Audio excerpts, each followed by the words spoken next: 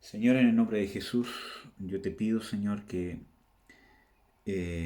nos perdones, Señor, que nosotros venimos a ti por tu gracia, Señor, gracias a tu misericordia, a la paz, a la quietud que tú nos das, Señor.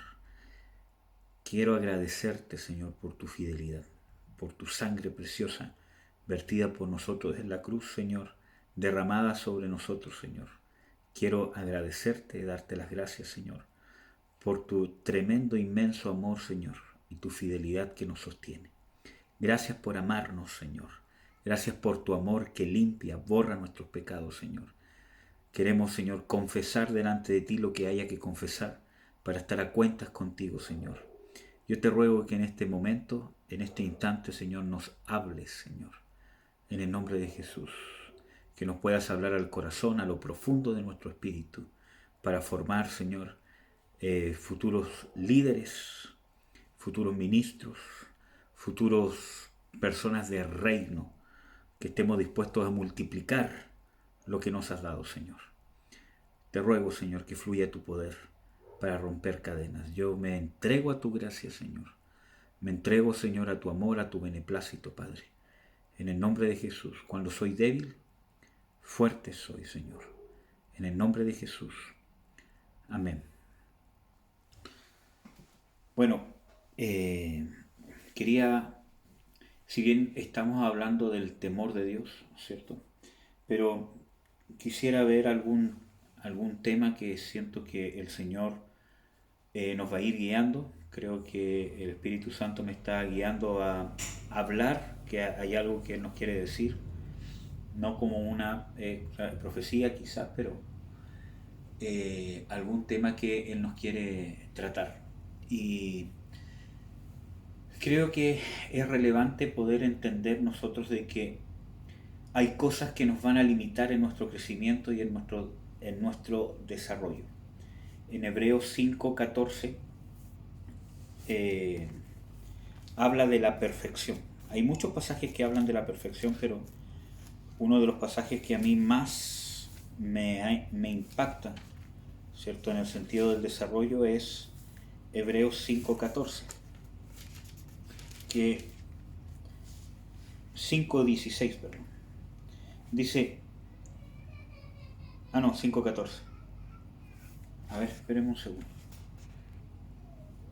Bueno, y como les decía, hay algunas cosas que limitan nuestro desarrollo, o por lo menos el desarrollo que Dios quiere. Y en Hebreos 5:14 dice, más la vianda firme, ¿cierto? O cierto, el alimento sólido es para los perfectos, para los que por la costumbre tienen los sentidos ejercitados en el discernimiento del bien y del mal. Creo que es importante para mí por lo menos porque este pasaje muestra de que para alcanzar la madurez, ¿cierto? Necesito ejercitarme, necesito un ejercicio. Y eso demuestra que hay que poner de nuestra parte. Hay una parte activa que yo tengo que tener como creyente justamente para poder llegar al punto que Dios me quiere dar. Y eso es ejercitar mis sentidos en el discernimiento del bien y del mal. Si bien yo siempre hablo de esto, pero quiero, ¿cómo se llama?, ahondar un poco, porque en este contexto bíblico es importante poder ver de que aquí dice la vianda firme y eh, en el versículo anterior dice que cualquiera que participa de la leche es inhábil para la palabra de justicia, porque es niño. Y muchas veces creo que no nos hemos detenido a pensar qué significa la palabra de justicia, porque aquí está igualando la palabra de justicia con la vianda firme o con la vianda sólida. Y yo les voy a mostrar qué es la palabra de justicia que está en eh, el mismo Hebreo 12,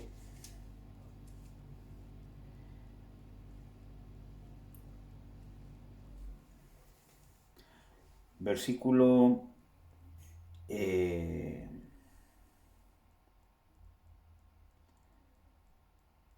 versículo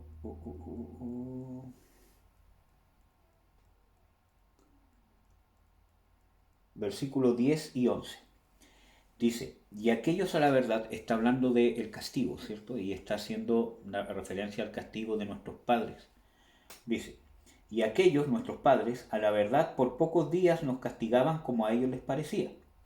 Mas Dios, para lo que nos es provechoso, para que recibamos su santificación.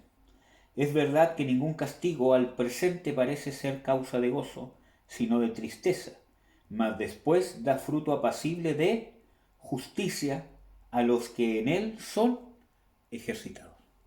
Entonces, aquí nos muestra un detalle importante cuando dice de que los maduros son participantes o los que no son niños participan de la palabra de justicia.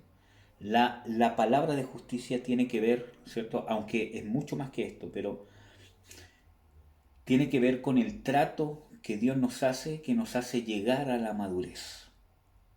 Entonces, una persona madura es una persona que entiende el proceso de Dios, se entrega al proceso de Dios, sabe y tiene conciencia de justamente esto que está en el mismo libro de Hebreos 12, que dice de que no os olvidéis, como a hijos se exhorta, que dice, no menosprecies el castigo del Señor ni te fatigues cuando eres reprendido por Él. Entonces ahí habla de cómo yo tomo el castigo de Dios, cómo yo tomo las situaciones adversas que Dios usa para transformar y variar mi carácter, para formarme como lo que Él quiere hacer. Y eso es cuando yo soy apto para la palabra de justicia, para la exhortación, para la corrección. Cuando yo entiendo de que hay un propósito detrás, entiendo de que mi Padre me ama. Y esto tiene gran relevancia porque necesito una fe madura para poder vivirlo de una manera provechosa. Y esa fe tiene que ver con cuánto yo sé que Dios me ama. En eso se basa una fe madura. Cuánto yo sé, no mentalmente, sino cuánto yo sé, yo conozco y tengo presente en cada momento de mi vida de cuánto Dios me ama. Que yo lo tenga presente y que yo sepa cuánto en cantidad es el amor que Dios me tiene a mí. Porque muchas veces yo digo, es que el amor de Dios es eterno, es infinito, es incontable, es insondable, pero yo tengo que tener una percepción de la cantidad de amor que Dios me tiene. Tengo que tenerla. Las escrituras dicen de que habite Cristo en nosotros para que nosotros podamos bien comprender con todos los santos cuál es la anchura, la largura, la altura, ¿cierto? Y comprender el amor de Dios que excede a todo conocimiento. O sea, Dios nos quiere dar ese entendimiento. Entonces, cuando yo tengo ese entendimiento sólido, ¿cierto? O estoy en un nivel de entender el amor de Dios, entonces voy a poder entender que todas las circunstancias en mi vida, cada detalle de mi vida tiene un propósito. Puede ser que para corregirme, que es en la mayoría de los casos, para corregirme, para moldear mi carácter, todo tiene un propósito, incluso mis errores. Que no quiere decir que Dios provoque mis errores, pero incluso en mis errores Dios puede volcar una situación o usar esa situación para mi bien, en el sentido de que mi error Dios lo va a usar justamente para que cuando viva las consecuencias de el error que cometí, Dios moldee mi carácter para que no vuelva a caer en ese error. Porque Dios podría dejarme vivir, ¿cierto? Como muchas personas nosotros vemos, ¿cierto? En el mundo, ¿cierto? Que quizás viven una vida terrible, ¿cierto? Y ¿cómo se llama? Uno dice, pero si yo hago esto correctamente, hago esto correctamente, hago esto correctamente, y tantos problemas que me vienen si fallo un poquito, entre comillas digo esto, ¿cierto? Y tantos mundanos, ¿cierto? Que hacen un montón de cosas y parece que estuviesen más bendecidos que uno, parece, ¿cierto? Aparentemente en lo terrenal, en lo que se ve. Pero eso es una demostración del amor y la fidelidad de Dios hacia nosotros, que no nos deja ser. Porque los que son lo que son y van por cómo van, ¿cierto? Son los que no tienen a Dios como Padre. Nosotros tenemos un Padre que se preocupa de nosotros, es como si se llama mi hijo, ¿cierto? Él comiera lo que quisiera, hiciera lo que quisiera, ¿cierto? Y anduviese sucio, sin bañarse, ¿cómo se llama? Sin control de lo que come, ¿cómo se llama? Sin control de dormir, ¿cierto? ¿Cómo se llama? Con el mismo pañal 5 días seguidos. Entonces él vive, entre comillas, feliz porque ¿cómo se llama? Nadie lo muda, nadie lo baña, pero eso demuestra que no hay un padre detrás que lo ame. Entonces, ¿cuánto más con las cosas de Dios? Entonces, vemos de que en este proceso nosotros tenemos que inmiscuirnos. Nosotros tenemos que poner de nuestra parte, de toda nuestra parte, para que el proceso de Dios se complete en nosotros. No quiere decir de que nosotros tengamos soberanía en esto, porque la soberanía la tiene Dios. O sea, en nuestro proceso hay partes de nuestro proceso que solamente las puede hacer Dios. Pero nosotros tenemos que poner una parte activa, una parte consciente. Tenemos que estar conscientes de que Dios nos quiere tratar, de que Dios nos quiere formar y hacia dónde nos quiere llevar. Y ese proceso es el que nos va a terminar haciendo que nos desarrollemos y llegando al propósito que Dios quiere que lleguemos en esta vida terrenal. Porque el propósito que lleguemos en esta vida terrenal va a delimitar el propósito eternal que tenemos. Porque aquí en la tierra Dios forma en nosotros el propósito eternal que después se va a desarrollar. En las Escrituras Pablo habla de que nosotros sembramos el grano desnudo, ¿cierto? Pero que después ese grano que nosotros sembramos en esta vida terrenal, en la resurrección recién se va a poder ver. Y eso nosotros tenemos que poner parte. Si nosotros realmente queremos ser hombres y mujeres de reino, necesitamos no dejar pasar por alto detalles en nuestra vida. Y una de las cosas que más ataca al pueblo cristiano, especialmente en estos últimos tiempos, en la sociedad que estamos viviendo, en Chile, ¿cierto? Y va a seguir aumentando esto, ¿cierto? Pero principalmente en Chile, es la amargura. Y aunque cueste creerlo, a los que más le ataca es a los hombres más que a las mujeres. Que no quiere decir que, ¿cómo se llama?, las mujeres no pasen por esto. Pero la mayor tasa de suicidios mundial es de hombres. Estoy hablando de una, ¿cómo se llama?, amargura extrema, ¿cierto? De una amargura que lleva a una depresión extrema que lleva al suicidio. La mayor tasa de suicidio mundial es de hombres. Y Chile tiene una de las tasas más altas de Latinoamérica y quizás también del mundo de enfermedades mentales como la depresión. Entonces, estamos viviendo en una sociedad, en un país que tiene una cierta realidad y una cierta tendencia de la cual nosotros no podemos huir, porque el mismo Señor Jesucristo dijo, ellos están en el mundo, pero no son del mundo, pero están. Por lo tanto, somos susceptibles al sistema natural, al sistema político y al sistema espiritual que rige este mundo y principalmente esta nación. Entonces no podemos hacer la vista gorda. Tenemos que tener clara la realidad al mundo que nos estamos enfrentando y saber de que las cosas que están dentro de nosotros, que están erradas, no las tenemos que dejar pasar. Entonces, y esta es la parte donde entra la conciencia, donde entra alguien maduro. Esta es la diferencia entre un cristiano que alcanza el desarrollo y la perfección y un cristiano que se va a quedar estancado. Un cristiano que va ¿cierto?, a poder servir a cabalidad, y un cristiano, ¿cierto?, que va a poder servir de forma limitada. Un cristiano que va a poder desarrollar un ministerio y multiplicarlo como Dios quiere, y un cristiano que va a desarrollar un ministerio limitado, trancado, frustrado. Esa es la diferencia. ¿Cuánto yo estoy consciente de lo que Dios quiere hacer en mi vida? Porque si yo dejo pasar por alto cosas que están en mí, ¿cierto?, entonces mi fidelidad se va a ver limitada a Dios. porque eso tiene mucho que ver con el tema que estamos viendo del temor de Dios y la santificación. Entonces, necesito yo no dejar por alto cosas. Miren, hermanos, hay sentimientos que son de nuestra carne y eso va a estar ahí. De repente, ante el insulto, ante cierto el enojo, ante cualquier cosa, va a querer aflorar nuestro viejo hombre y nosotros tenemos que negarlo, someterlo, subyugarlo, etcétera, etcétera, hacer morir. Eso yo creo que ya está claro, ¿cierto? Pero hay cosas que están arraigadas en nuestro corazón, ciertas tendencias, ¿cierto? Ciertas heridas que nosotros abrigamos. Hay cosas que a mí me hacen sentir mal más de lo normal. Yo no puedo tolerar vivir una situación de amargura constantemente.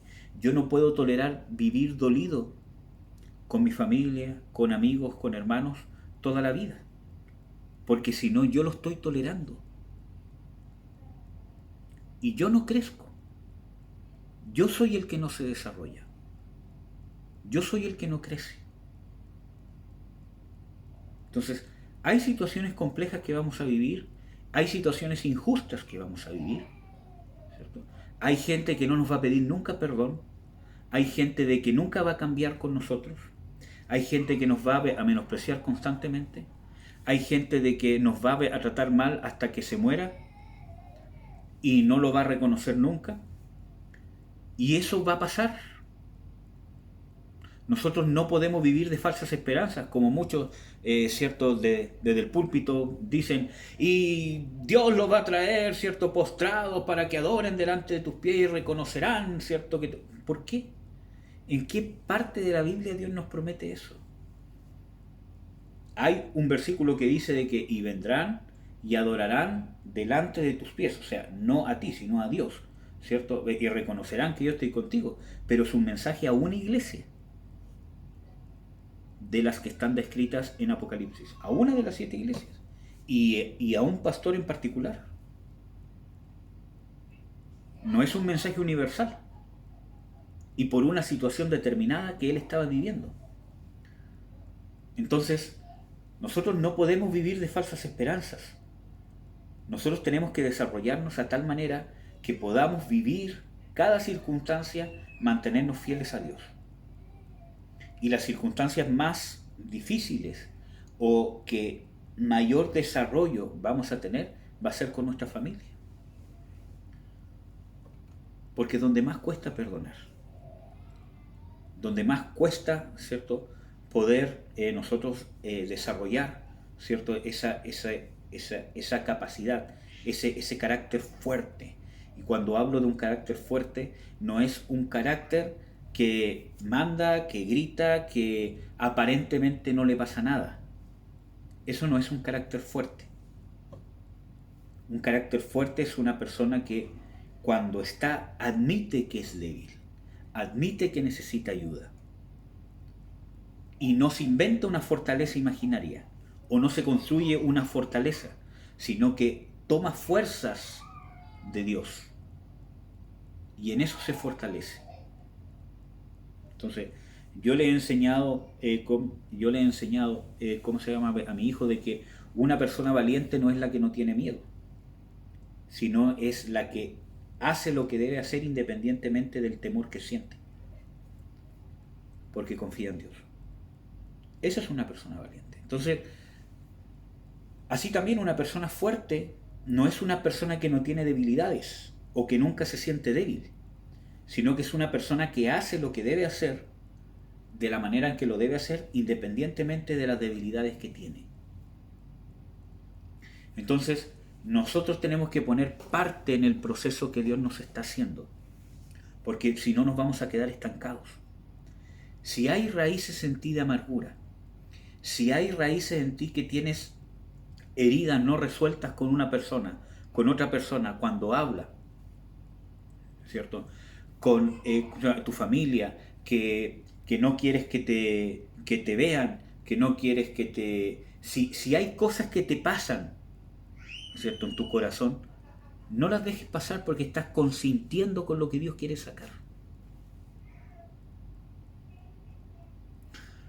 vuelvo a reiterar, hay una cosa que es la carne, hay otra cosa que son las cosas que están arraigadas, cosas que se mantienen en el tiempo.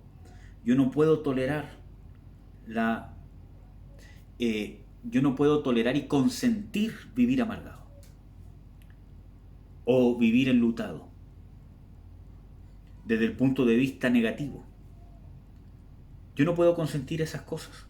Tenemos que aborrecerlas porque Dios las aborrece.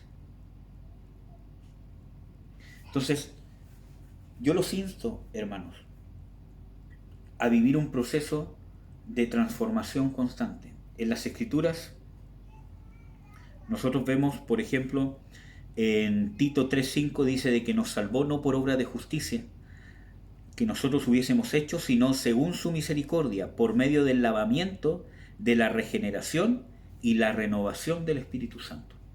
Y es importante porque yo cuando enseño este pasaje bíblico hago notar de que aquí usa dos palabras, regeneración y renovación del Espíritu Santo, que no solamente ocupa una, porque aquí no se está refiriendo solamente al hecho de la salvación, porque para el hecho de la salvación, que es el nuevo nacimiento, simplemente necesita la palabra regeneración. Nosotros somos regenerados, pero después ocupa la palabra renovación.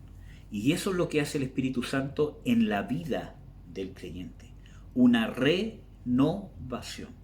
Nos regenera en el momento del nuevo nacimiento, pero después hay una renovación. Ya fuimos regenerados, que es una cosa, que es una nueva naturaleza, algo que estaba muerto, que no existía, y ahora es engendrado por parte de la naturaleza de Dios. Por eso dice regeneración, viene de genética, de naturaleza. Pero después dice renovación, porque ahora yo tengo la materia prima dentro de mí, en mi espíritu, para poder hacer nuevas todas las cosas que están en mi alma, en mi carácter, en mi personalidad.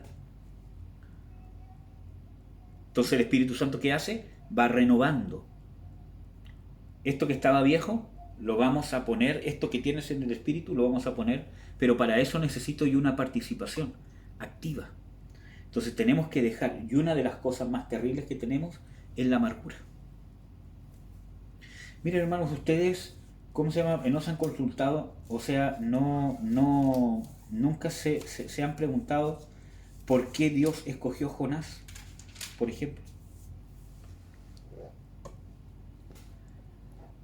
¿Por qué Dios escogió a Jonás? Miren, si nosotros vemos a otros profetas como Isaías, como ¿cómo se llama? Jeremías, ¿cierto? Como ¿cómo se llama? Ezequiel y cuántos otros más, ¿cierto? Que Dios los estaba haciendo profetizar. Por ejemplo, en el ejemplo de ¿cómo se llama? Jeremías. Dios lo estaba haciendo profetizar sobre un juicio venidero. Y él vivió las consecuencias de predicar el juicio venidero. Fue encarcelado, puesto en un cepo, con pan de angustia, que, ¿cómo se llamaba? El pan de angustia era darle muy poco de comida al día, porque es pan y agua de angustia, o sea, dale el agua que solamente necesita para que no se muera. Entonces, esos días que él estaba ahí, estaba sufriendo hambre y sed. Y es terrible. Miren, hermano, sé que esto es un poco, ¿cómo se llama? Incómodo, pero yo hace unas semanas atrás tuve un problema intestinal y tuve una diarrea, ¿cómo se llama? Fulminante, pero fulminante, fulminante. ¿Cierto? Boté litros y litros de agua.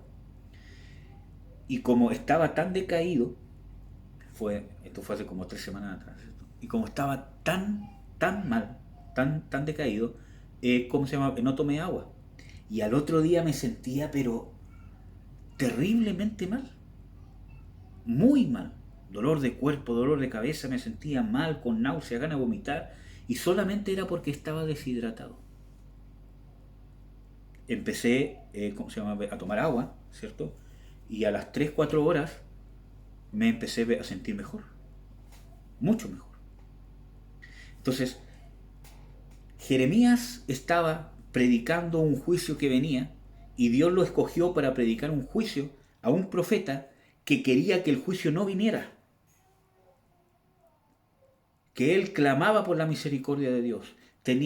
Quizás era, cierto, una persona que en el fondo de su corazón quería que el juicio no viniera porque sufría por estar predicando juicio al pueblo, a su pueblo. Y hay una parte donde, cierto, él dice, me seduciste, fuiste más fuerte que yo, hablando de esa contienda que tiene, de estar predicando un juicio y no una contienda por las consecuencias de servir a Dios, sino porque realmente él quisiera que el pueblo se arrepintiera, para que no viniera el juicio. Pero el juicio vino. Y es más, él estuvo en la deportación.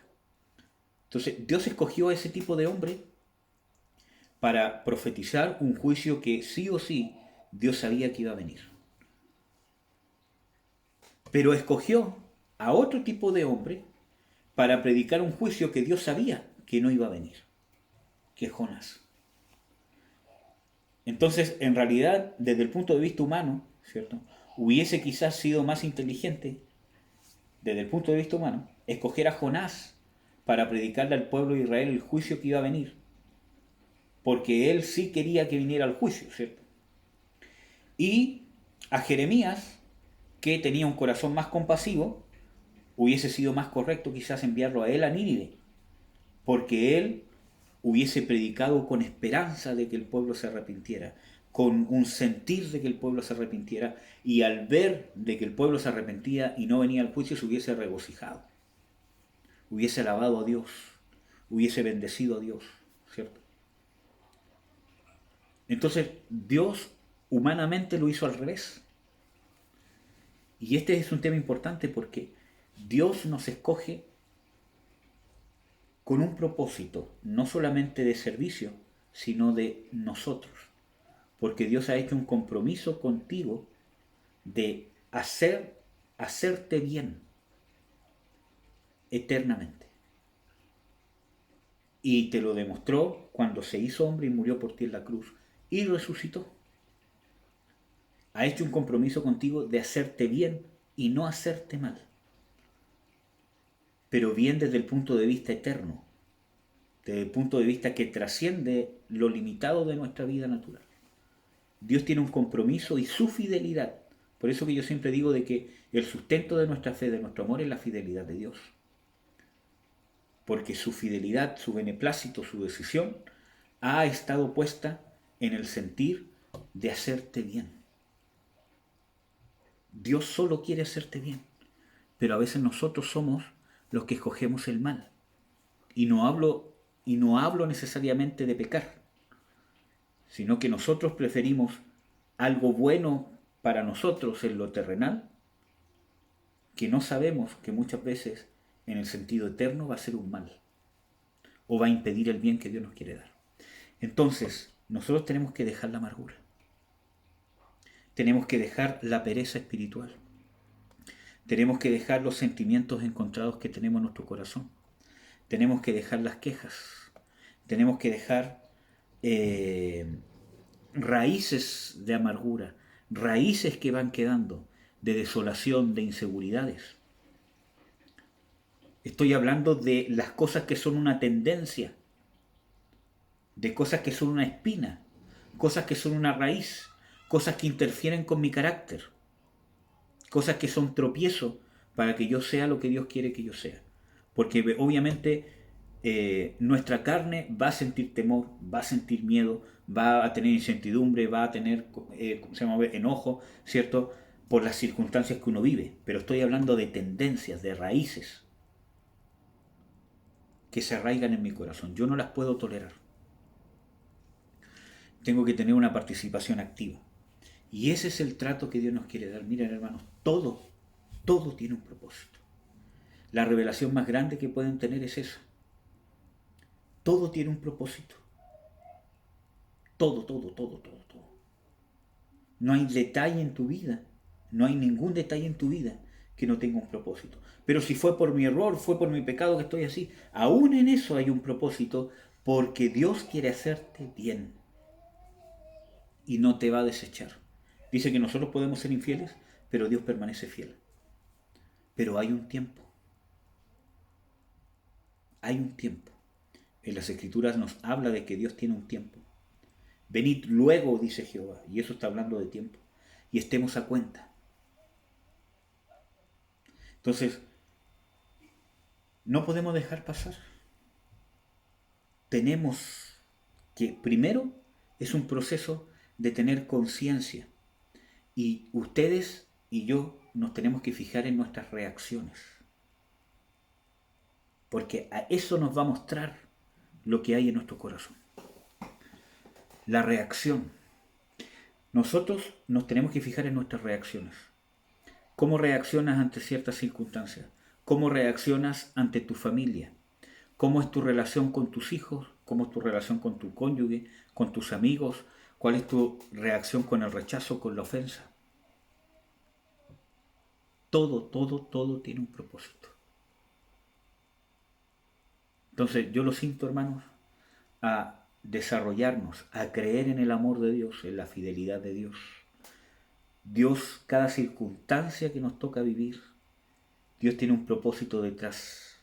A veces nosotros nos desanimamos, a veces nosotros nos desalentamos por las situaciones difíciles que nos toca vivir, o a veces nos conformamos con la condición en que estamos.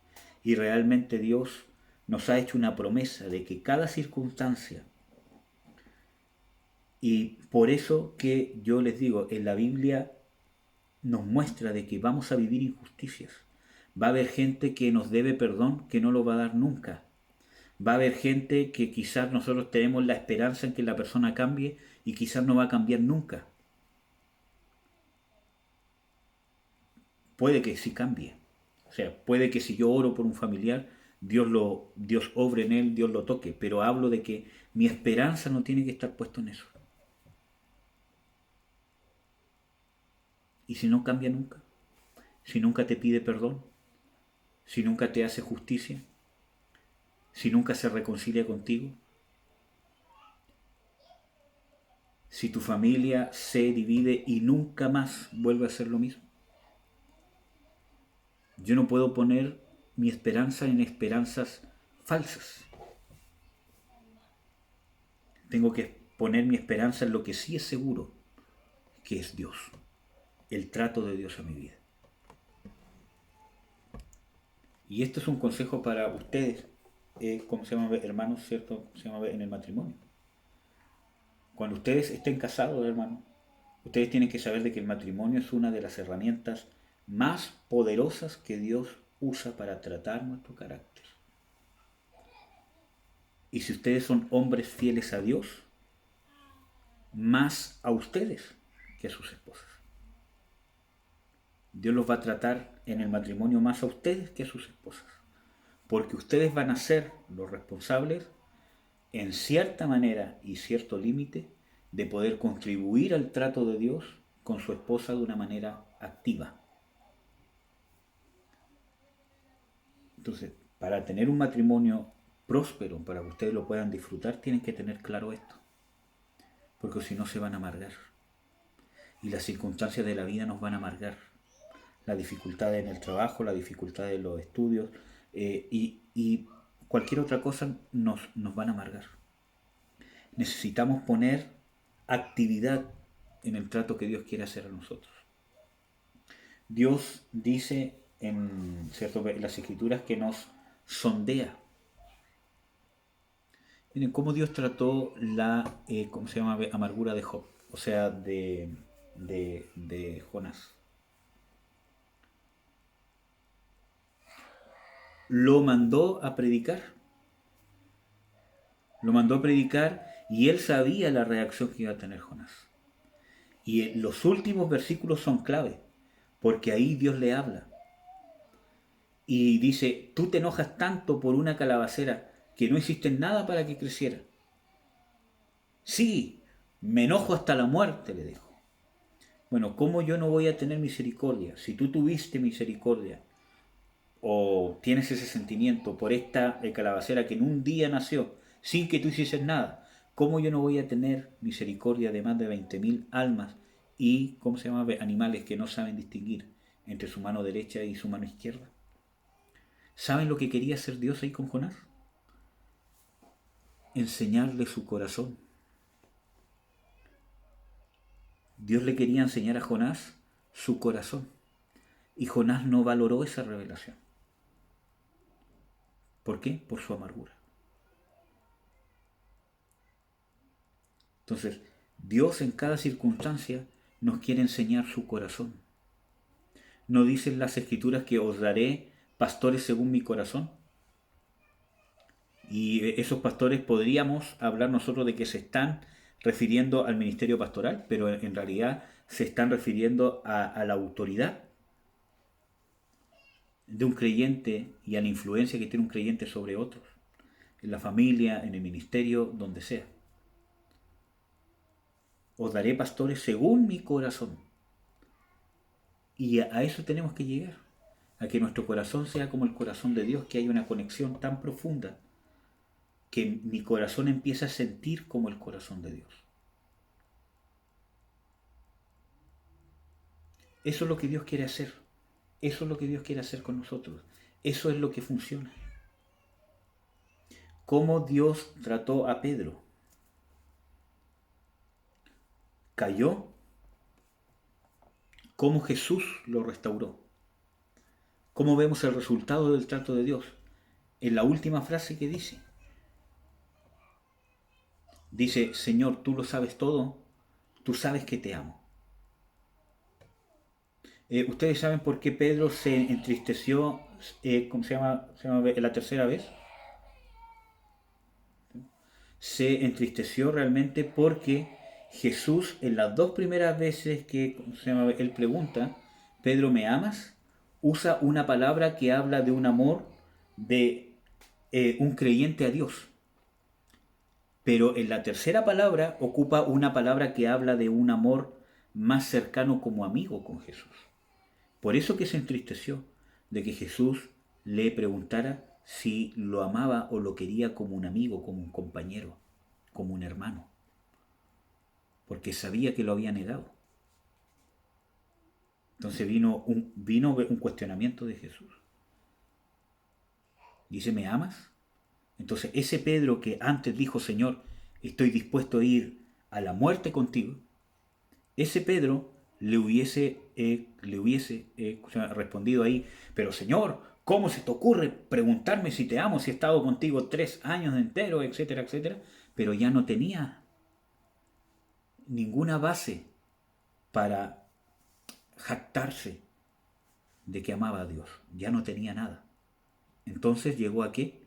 A decir, Señor, tú lo sabes todo. O sea, yo no tengo cómo demostrarte que te amo, porque te negué. Y fue una negación profunda porque Pedro maldijo. Y si analizamos el contexto de esos versículos, lo más probable es que haya maldecido a Jesús, para comprobar que no era de los suyos. ¿Cómo se llama? Lo más probable es que él haya dicho, yo no tengo nada que ver con ese maldito, con ese hereje, con ese, no sé. Entonces, cuando él dice, Señor, tú lo sabes todo, tú sabes que te amo, entonces ahí se deja ver que no tengo nada que demostrarte. Y miren hermanos, Dios sabe tus debilidades, sabes que has caído, sabe de que has hecho cosas que no le agradan o que no has hecho cosas que a Dios le agradan. Dios sabe cómo está nuestra comunión con Él. No lo disfracemos. Ese es el momento en que nos entregamos al amor de Dios. En nuestra debilidad somos fuertes. Pero tenemos que constantemente reconocer nuestras debilidades. Tenemos debilidades, hermano. Nos enojamos, nos sentimos, nos herimos. Hemos guardado rencor, hemos guardado angustia, hemos guardado pena, hemos guardado tristeza. Hemos puesto esperanza en que las cosas se arreglen cuando realmente tenemos que poner nuestra esperanza en que Dios nos arregle a nosotros. Que no digo que Dios no va a restaurar nuestra familia. Dios lo va a hacer. Pero ¿qué pasa si no lo quiere hacer por una circunstancia determinada? Nuestra justicia no está acá. Miren hermano, y es más. Las escrituras nos muestran de que si nosotros no recibimos aquí justicia, recién somos aptos de recibirla en el reino venidero. Por eso que Jesús dice, bienaventurados los que tienen hambre y sed de justicia. Y eso quieren decir de que mueren sin que nadie les haga justicia.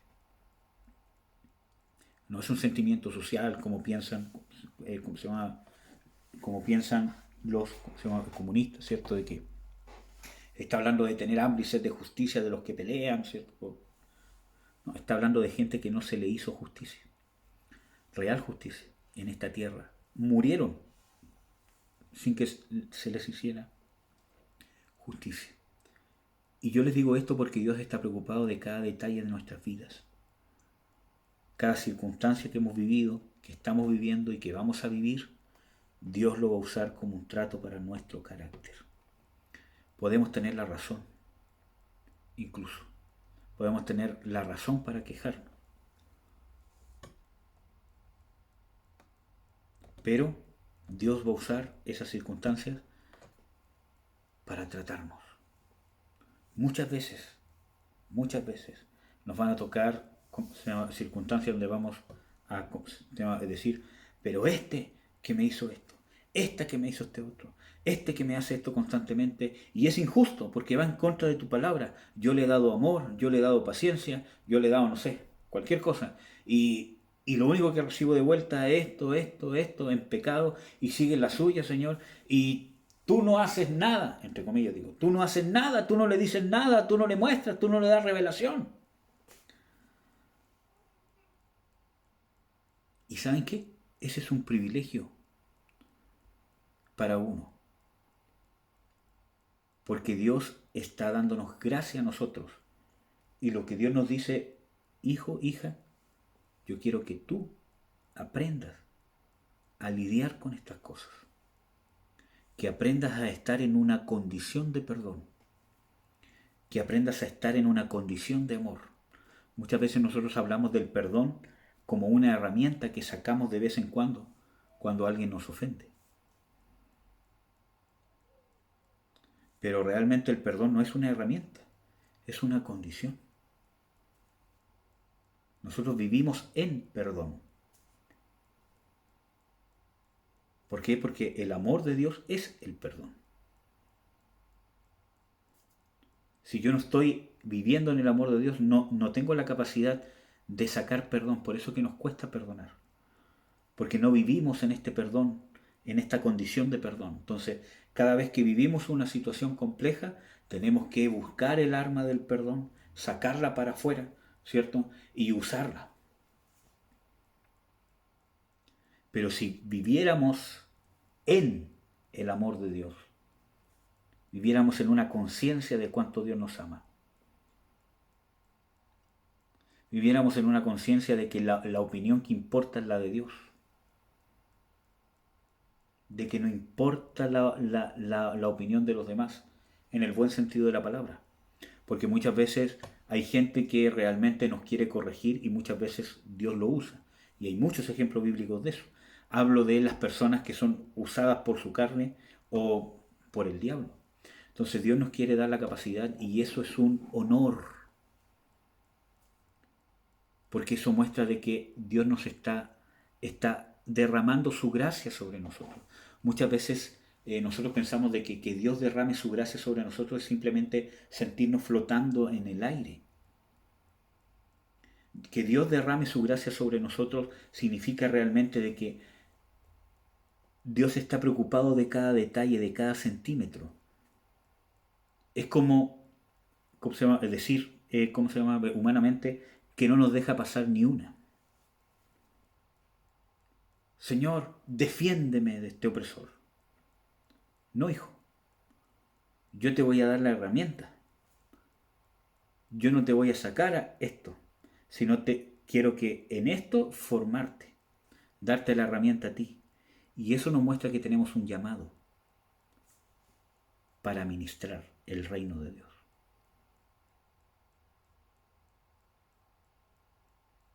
Y eso demuestra de que Dios nos quiere llevar a un nuevo nivel de confianza.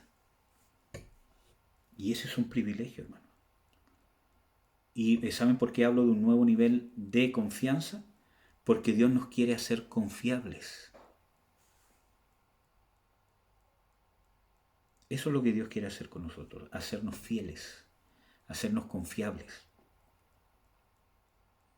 Que lleguemos a un estado donde, desde un punto de vista, ¿cómo se llama? Humano lo digo. Un punto de vista de que Dios diga, mira, yo voy a poner a este siervo, esta sierva aquí, y no importa lo que pase, porque no me va a venir a reclamar tonteras, ¿cierto? Que va a decir, sácame este de encima, sácame este de acá, y sácame este enemigo de acá, porque va a saber lidiar con todo lo que le toque vivir conforme a mi corazón. ¿Por qué David tuvo el corazón conforme a Dios? Porque era un salmista, porque cantaba, porque se danzaba a Dios, porque era un hombre conforme al corazón de Dios, ¿cierto? Una de las características más grandes nosotros la vemos en cómo se comportó con Saúl, su perseguidor,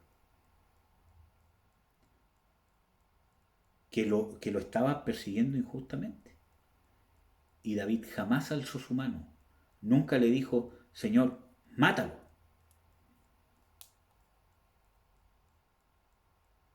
Quítamelo porque me está persiguiendo. Siempre lo trató como un ungido. Fue su corazón el que fue cambiando. Y ese trato que Dios lo hizo es porque estaba preparando a David para ser rey.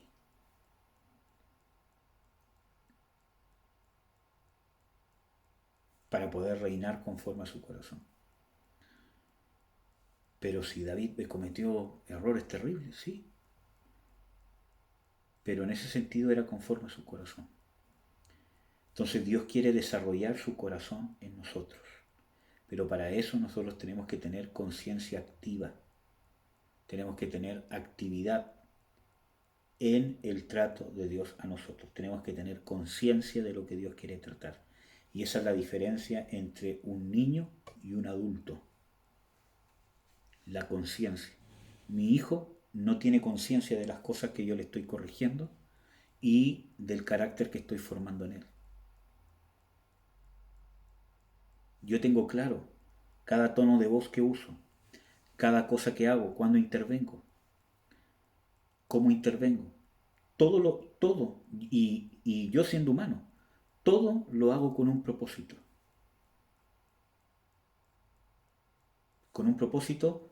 de formar un carácter en mi hijo. Y él no tiene conciencia de nada, él recibe nomás. De repente el reto, la corrección, el amor, el abrazo, el juego. Yo no puedo jugar con mi hijo solamente porque yo tengo la necesidad de jugar con él, porque soy papá. Yo no puedo abrazar, ¿cómo se llama?, a mi hijo solamente porque yo tengo la necesidad de abrazarlo. Yo soy papá. Yo soy el que vivo para él. Él no es el que vive para mí. Yo soy el que tengo que ser de bendición para él. Él no es de bendición para mí. Aunque es una bendición, ¿cierto? Pero yo soy el que tiene que ser bendición para él. Porque si no estoy llevando mi paternidad en las emociones, que no quiere decir que si yo tengo ganas de darle un beso no voy a ir, ¿cierto? Y le voy a dar un beso. Sino que habla de la esencia de lo que hay detrás. Yo no lo puedo castigar simplemente porque estoy enojado. Porque me voy a exceder en el castigo. Y aunque muchas veces nos equivocamos como padres, pero estoy hablando de la esencia de lo que estoy haciendo. Entonces, yo sé todo lo que tengo que hacer, pero él no tiene conciencia. Y no va a tener conciencia quizás hasta adulto, de muchas cosas que yo voy a estar haciendo con él, pero va a llegar un momento donde él ya esté entrando a la adultez, donde van a haber cosas que yo no voy a poder corregir así como lo hago ahora. Voy a tener que hablarlas con él, voy a tener que razonarlas, voy a tener que hacerlo entrar en razón. Porque ya no lo puedo tomar en brazos, darle unos golpes, bueno, entre comillas digo, o decirle ándate para tu pieza, porque ya va a tener 18 años. Van a haber cosas que voy a tener que hacerlas de otra manera, porque ya no lo voy a poder obligar, aunque sea por su bien. Entonces necesito que él tome parte en lo que yo quiero hacer en su vida, que él razone, que él tenga conciencia, porque si no, eso es reflejo de un hombre inmaduro, que no tiene conciencia de sus errores, de sus defectos, y que no tiene conciencia de las consecuencias de sus reacciones. Por eso que yo les digo de que una cosa de que a nosotros nos ha muerto un termómetro son nuestras reacciones. Y no solamente las reacciones externas, sino las internas. ¿Cómo reacciono cuando esta persona me habla? Cuando esta persona, ¿cómo se llama?, me toca este tema. Cuando se va a hacer esto, se va a hacer esto otro. ¿Cómo reacciono adentro? ¿Qué pasa en mí? ¿Cuál es mi reacción externa? Es una reacción del carácter que Dios quiere formar en un cristiano. Es la reacción de Jesús.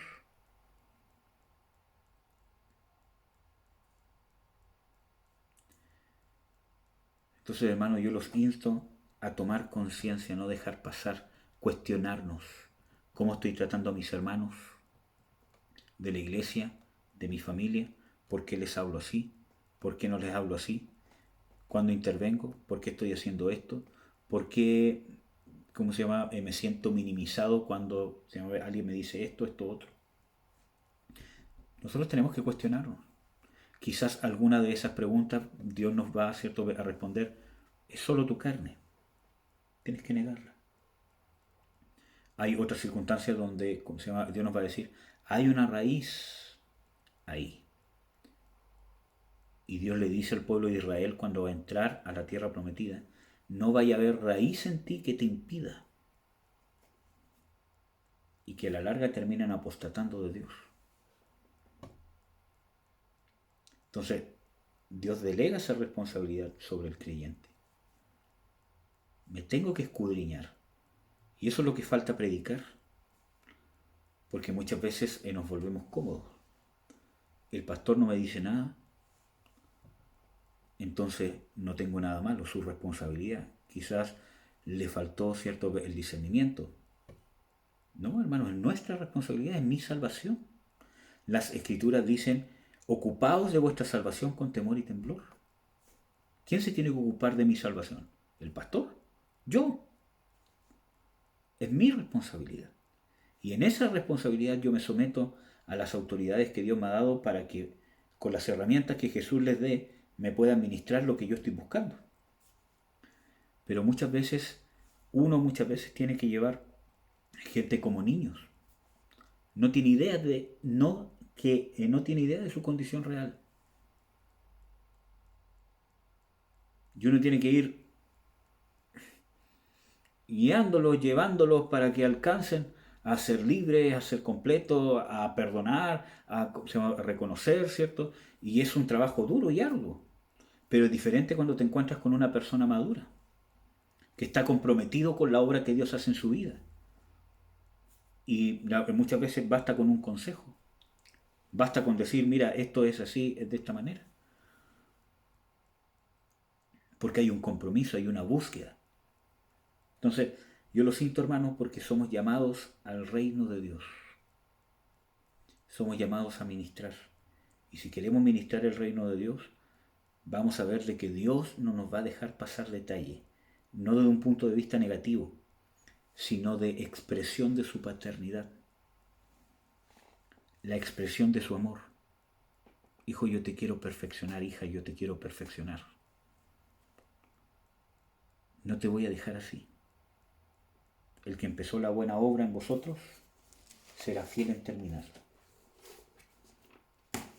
Voy a compartir unos últimos versículos.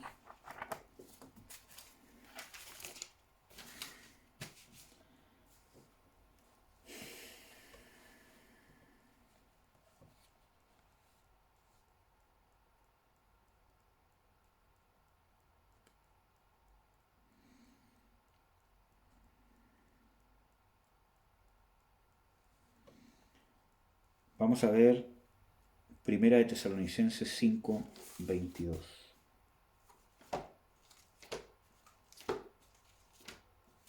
Y 23.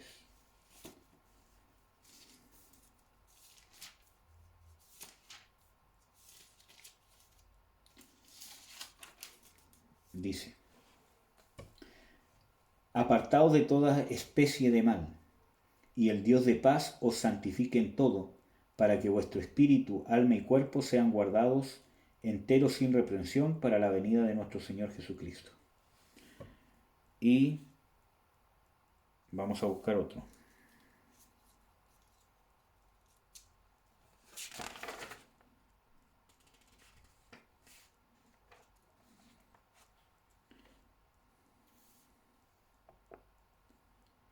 En este pasaje, ¿cierto?, se nos muestra que Dios nos santifica, como vimos de que Dios por medio de la disciplina nos hace partícipe de su santificación. Y de esa manera es que nos santifica, a través del trato, a través de ir al detalle, de ya, estamos trabajando en esto, ahora vamos a trabajar más profundo. Miren, Jesús le dice, ¿cierto?, a los fariseos: limpiad lo de adentro del vaso y lo de afuera será todo limpio. Le dice sepulcros blanqueados. Por fuera os adornáis, ¿cierto?, y por dentro estáis llenos de muerte. Y eso tiene relevancia para nosotros también. Muchas veces, ¿qué significa para nosotros ser sepulcros blanqueados? Aunque no es el mismo nivel que Jesús se refiere a los fariseos, ¿cierto? Pero, ¿qué quiere decir un sepulcro blanqueado o un vaso que está limpiado por fuera solamente? Que yo trato de, por medio de cosas externas, arreglar mi carácter, arreglar mi forma de ser. Y por dentro me sigo llenando de frustración, me sigo llenando de amargura, de desesperanza, de desconsuelo, de arrogancia, de soberbia. Porque solamente voy poniendo parches externos. Y eso es lo que hace la psicología. Yo no estoy de acuerdo con cristiano, ¿cierto? Dependa de la psicología.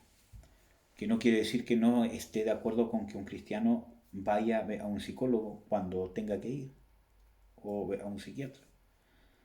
Pero un cristiano que dependa de eso, para poder ser... Porque ¿cuál es el problema? Que la psicología se centra en arreglarte por fuera, en limpiarte por fuera, y no limpiarte adentro. No, si la psicología y la psiquiatría sí me arregla adentro. No, no te arregla adentro. Porque no pueden llegar al espíritu. Es que el psicólogo que tengo es cristiano, ¿cierto? Y me hace orar, etcétera, etcétera. No. Porque te pone parches. Miren, hermano, yo he sido testigo de gente que se ha sentido mejor yendo al psicólogo, con tratamientos con psicólogo, pero se ha sentido mejor consigo mismo.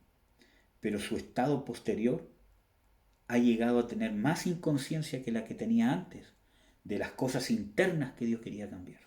Y ahora es más difícil cambiar a esa persona. Porque la psicología le puso un tapón, le puso una justificación a lo que sentía.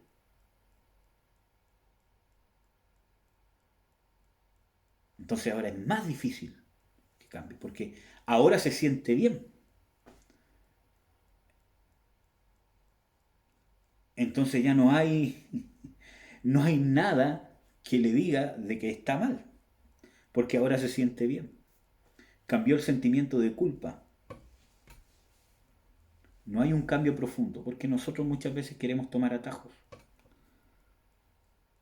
Vivamos nuestro proceso, seamos activos en nuestro proceso y sepamos que no va a pasar de un día para otro. Quería compartirles otro versículo que lo anoté.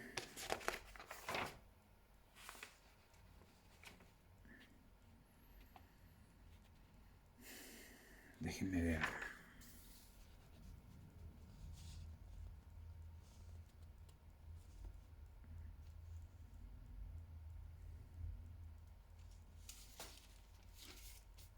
Déjenme buscarlo primero porque anoté varios y no me acuerdo cuál de todo era.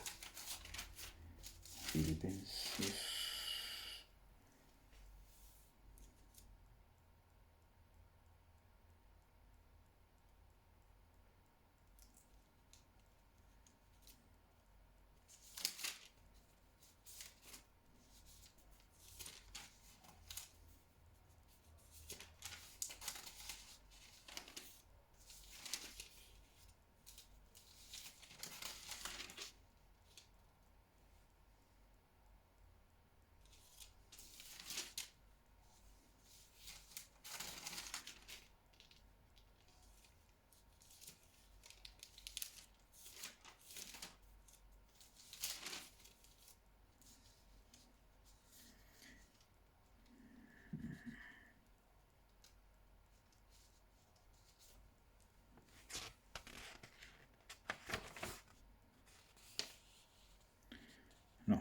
tengo acá. Se me fue, no sé cuál de todos. Pero el tema está de que nosotros nos tenemos que ocupar de nuestra salvación con temor y temblor. Ese sí se los voy a leer. Filipenses 2, versículo 12. Por tanto, amados míos, como siempre habéis obedecido, no como mi presencia solamente, sino mucho más ahora en mi ausencia, ocupaos en vuestra salvación con temor y temblor, porque Dios es el que en vosotros obra el querer como el hacer por su buena voluntad. Versículo 15. Para que seáis irreprensibles y sencillos, hijos de Dios sin culpa en medio de una nación maligna y perversa, entre los cuales resplandecéis como luminares en el mundo. Bueno, ¿cómo se llama? Podríamos hablar mucho de esto, pero ya voy a concluir con esto. El tema principal que les quiero decir es que confíen, confíen en el amor de Dios, en la capacidad que tiene Dios de usar todas las circunstancias que vivimos para hacernos el bien que nos quiere hacer, el bien eterno.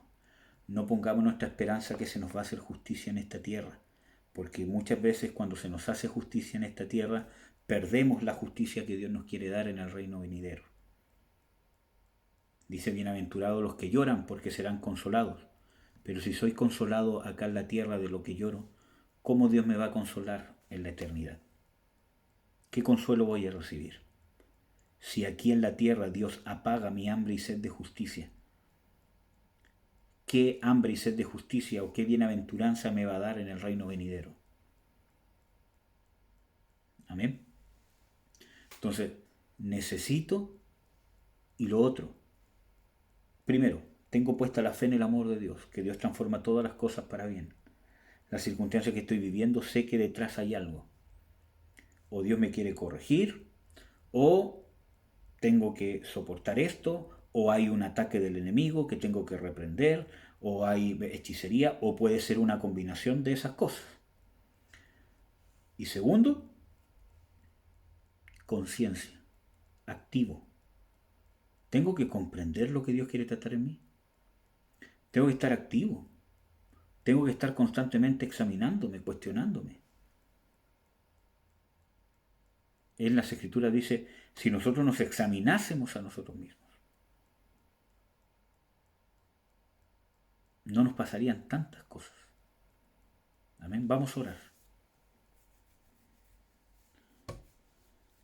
Padre, en el nombre de Jesús, te bendigo, Señor, en el nombre de Jesucristo. Te doy la gracia por tu amor, por tu misericordia, por tu verdad, Señor. Saber, Señor, que en los momentos que pasamos tinieblas, en los momentos que pasamos oscuridad, en los momentos que parece que estamos viviendo un tiempo de sombras, un tiempo de sequía espiritual, es cuando más presencia de Dios tenemos. Tú estás pendiente de nosotros siempre, siempre.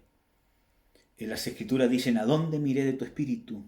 ¿A dónde huiré de tu presencia? Si subiera a los cielos, allí estás tú. Si fuere a este lugar, allí estás tú. Lo mismo te son las tinieblas que la luz.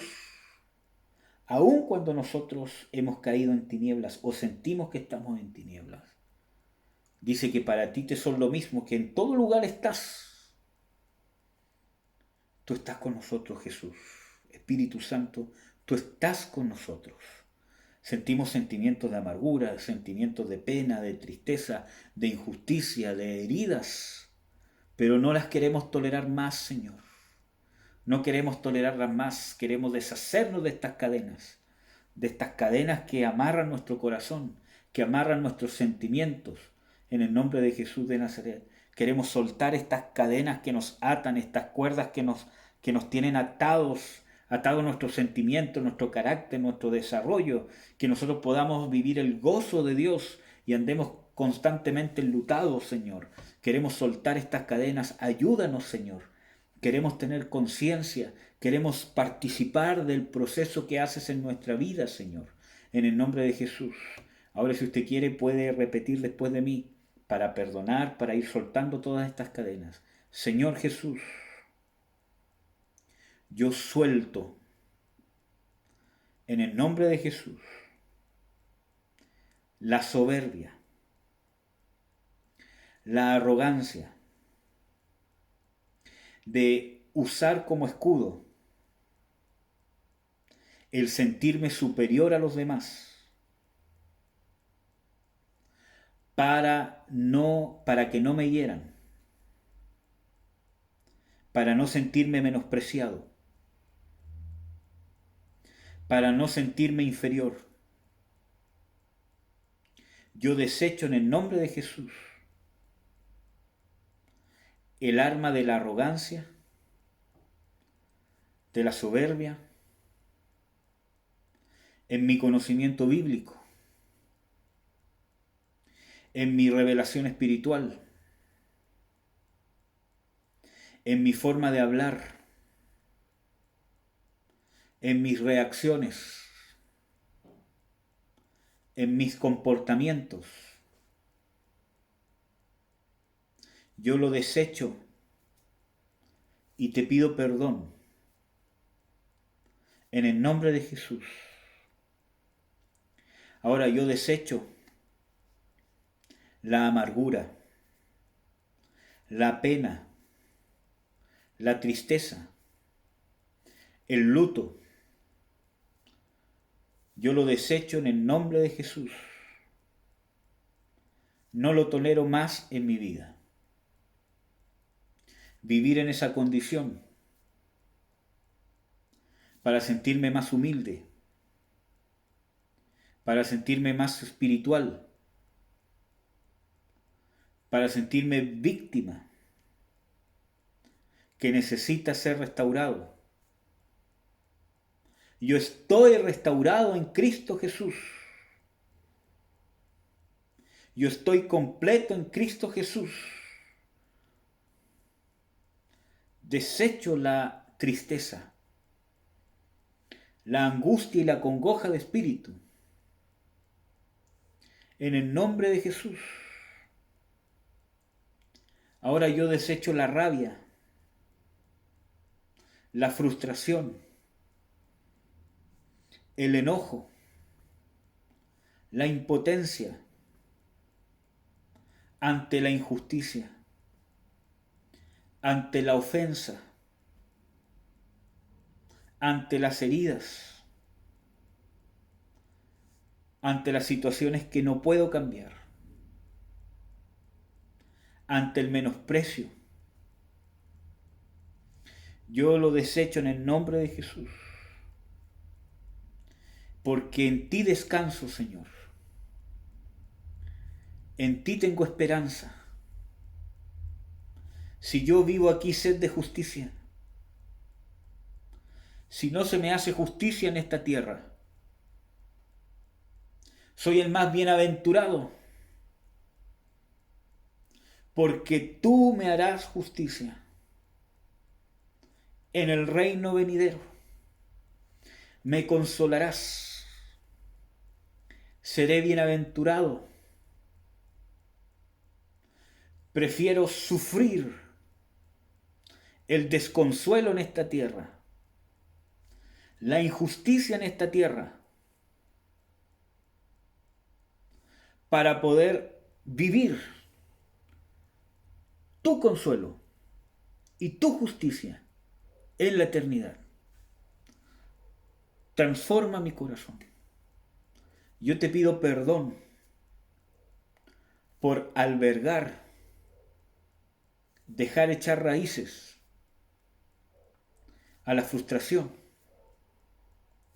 al enojo, a la amargura, a la depresión, a la impotencia, a la tristeza, a la soledad, a la pena, a la ira, a la soberbia, a la arrogancia. Perdóname, Señor. Te ruego que nos perdones.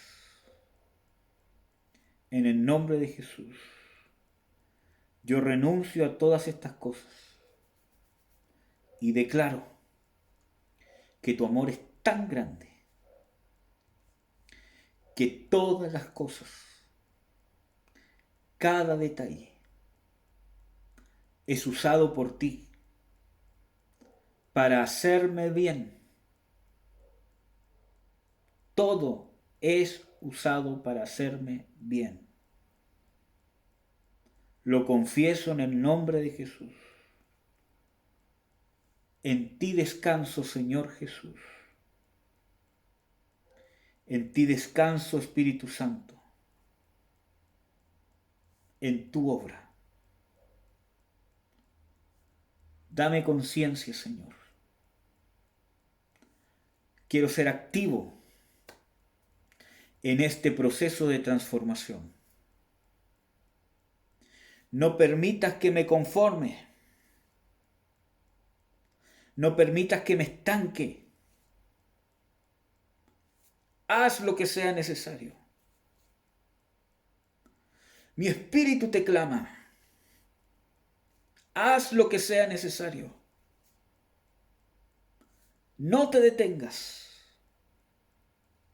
Aunque mi alma gima, aunque mi alma se queje, aunque mi alma diga ya no más, no te detengas, Señor, porque mi espíritu confía en tu juicio. Tú eres el justo. Tú eres el sabio. Tú eres el Padre. Tú eres mi Dios. Tú eres mi dueño. Termina tu obra maravillosa. Termina tu obra perfecta. Y ahora yo le digo a mi alma, ¿por qué te abates, oh alma mía? Porque aún he de alabar a Jehová. Aunque caí, me levantaré. Aunque more en tinieblas, Jehová será mi luz. Te entrego, Señor. Te autorizo en el nombre de Jesús a reprenderme, a quebrantarme, a castigarme, a consolarme, a aconsejarme, a intervenir como tú encuentres necesario en mi vida. Te autorizo a hacer lo que quieras conmigo, porque confío que eres el único ser que quiere y me puede hacer el bien que necesito. El único bien eterno que viene de ti. Me entrego a ti. Me entrego en tus manos. Me dejo caer en tu gracia. Confío ciegamente en ti, Señor. Trata mi vida. Señor, yo te digo, te autorizo, no porque necesites autorización, sino porque tú me has dado libre albedrío. Y en mi libre albedrío me entrego a tu trato, me entrego a tu paternidad y te autorizo a hacer lo que sea necesario, lo que tú estimes conveniente, para que se haga, para que se cumpla todo, con cada detalle, lo que quieres hacer en mí. En el nombre de Jesús, me entrego, Señor. Confío en ti.